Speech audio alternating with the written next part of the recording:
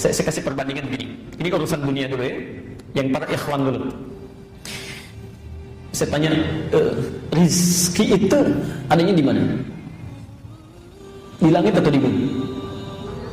Tahu dari mana? Quran surah 51 ayat 22.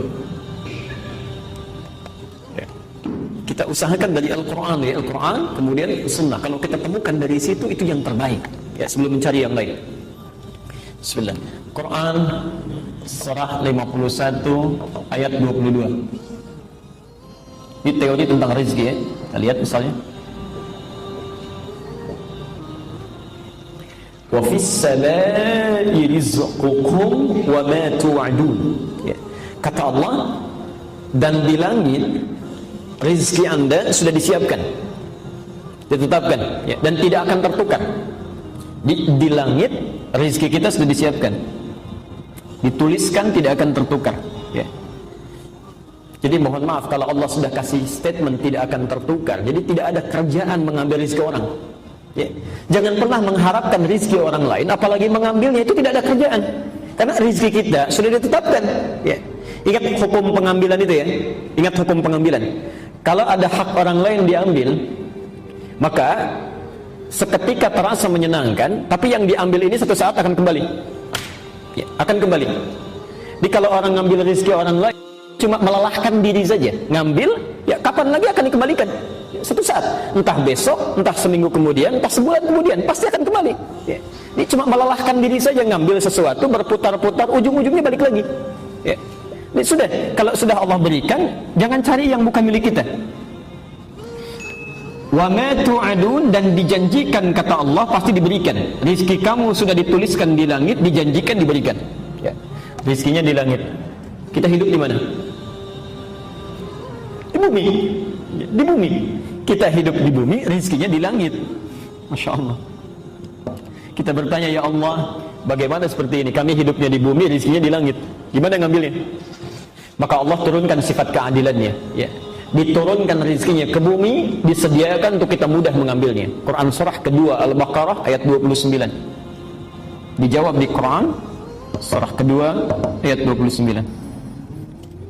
Karena kita tinggal di bumi, maka turun ayat, saya agak cepat, huwallazi khalaqalakum ma fil ardi jami'an.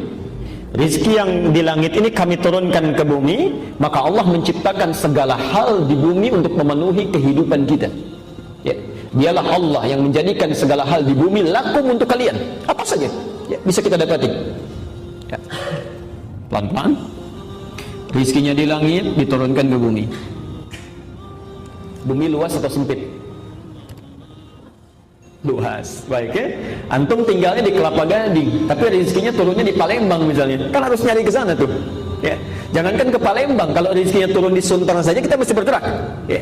Karena itu turun perintah dari Allah, karena tidak semua rezeki yang turun itu langsung menimpa kita ya. Barangkali tempatnya agak harus memerlukan usaha untuk bergerak ya. Karena itu turun ayat Quran surah kedua Al-Baqarah ayat 168 ya. Kita diminta untuk berusaha untuk mengambilnya. Ya ayyuhan nasu, hei manusia, kulu mimma fil ardi halalan thayyiban. Silahkan kamu berusaha untuk mendapatkan rizkimu ya. Untuk makanmu, untuk minummu, untuk segalanya ya, dengan cara yang halal dan baik. Halal plus thayyib. Pelan-pelan. Halalan thayyiban. Perhatikan rumusnya sini. Rizki itu tidak cukup dengan diharap-harap, tapi menuntut usaha untuk meraihnya. Tapi yang menarik, bahasa Quran ketika meminta manusia mencari rizki itu membuat hukum umum universal ya. Tidak mengikat akidah. Hukumnya mesti dicari dengan halal, legal ya. Tidak boleh mencuri, merampok dan sebagainya. Hati-hati. Karena hukumnya sifatnya umum mengikat bagi manusia, maka maaf, manusia agama apapun, kepercayaan apapun yang melanggar dua ketentuan ini pasti mendapatkan konsekuensi dari kehidupan dunianya, diproses juga. Misal, ada seorang muslim mencuri misalnya, menempuh mencari rezeki dengan cara yang tidak halal, tentu akan ditempuh juga melalui hukum dunia, ya. Jadi tidak akan dibedakan, mau orang Islam mau non muslim, begitu mendapatkan mencari rezekinya dengan cara yang tidak halal, maka diluruskan juga, ya. Saya belum pernah mendengar ada polisi misalnya ketika menangkap pencuri ditanya dulu, bapak agamanya apa? Gak mungkin, ya. Oh Islam Pak, oh kalau gitu gak usah ditangkap, dikasih tausiah saja, gak bisa. Mau Islam mau non muslim, begitu salah ya sudah proses, selesaikan hukum umum. Yang menarik bukan itu, kita agak percepat. Ketika ada seseorang mencari rezeki bismillah dengan imannya, ya, dengan keyakinannya, ya. Ada orang bertanya kepada Allah, ya Allah kami minta keadilan, ya. Ada non muslim, dia tidak sholat, dia tidak puasa, dia tidak zakat, masa bisa mendapat kemudahan dalam mencari rezekinya? Kami yang sholat, yang puasa, yang berhaji, yang beribadah, harusnya ada perbedaan, ya, ada kemudahan mendapatinya. Maka Allah turunkan ayat khusus yang diberikan hanya pada orang-orang yang punya iman. Quran surah kedua Al-Baqarah, ketentuan kedua, ayat 172. Tuan-tuan, nanti silakan Anda perhatikan bagaimana cara Al-Quran mengungkapkannya. Yang di sini 168, ya ayyuhan nas, yang ini, hei manusia. Manusia sifatnya universal, bisa bagi seorang muslim atau non muslim. Tapi ketika menyebutkan di ayat 172, dirubah dari nas menjadi amanu, ya ayyuhalladzina amanu. Pelan-pelan. Kalau sudah amanu berarti hanya mengikat orang yang beriman saja, orang Islam tidak di luarnya. Sekarang lihat ayatnya, ya ayyuhalladzina amanu kulu. Di sini ada kulu, di sini ada kulu. Tapi yang hebat di sini mimma fil ardi halalan thayyiba, yang di sini kalimat halalnya dibuang. Kulu min thayyibati ma razaqnakum, halalnya dibuang, thayyibnya dijamakkan, thayyibat. Masyaallah. Ma razaqnakum.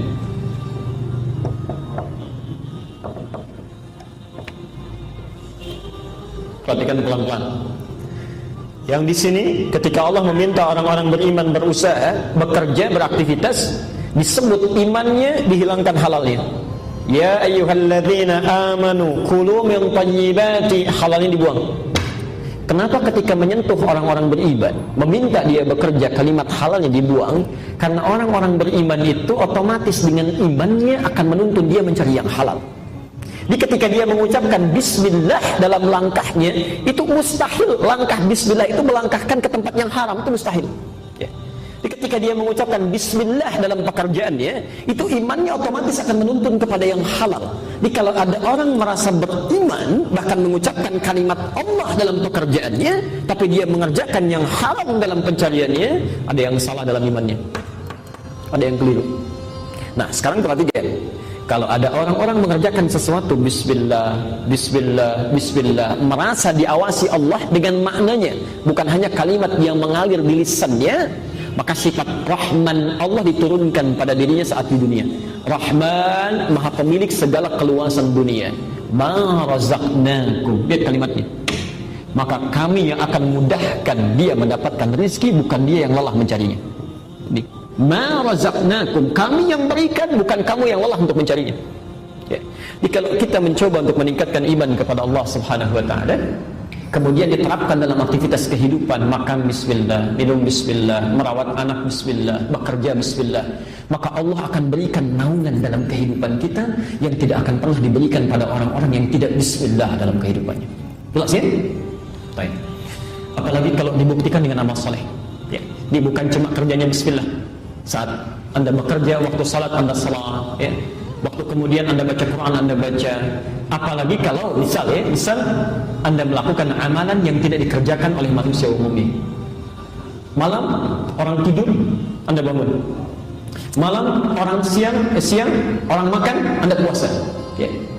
Mendapatkan istirahat, orang lain baca Quran, Anda baca Quran. Masya Allah. Jika iman disandingkan dengan takwa, maka yang terjadi luar biasa dahsyatnya. Quran surah ke-7 Al-A'raf ayat 96. Lihat keajaiban yang terjadi. Quran surah 7 ayat 96. Walau anna ahlal qura amanu wattaqau plus takwa. La haula wala quwwata illa billah. Ini iman saja plus iman, kerja plus iman, beraktivitas plus iman, itu akan memudahkan rezeki yang diturunkan oleh Allah kepada kita, mudah. Apalagi rumus Qur'annya surah 7 ayat 96. Kalau kita tambah imannya plus takwa, insyaallah bekerja, salat tidak tertinggal. Orang dipanggil salat fardu masih terlambat-lambat. Antum kehilangan salat sunnah, gelisahnya luar biasa. Takwa, antum tambah takwa. Ya, alhamdulillah. Perhatikan kalimat Qur'annya.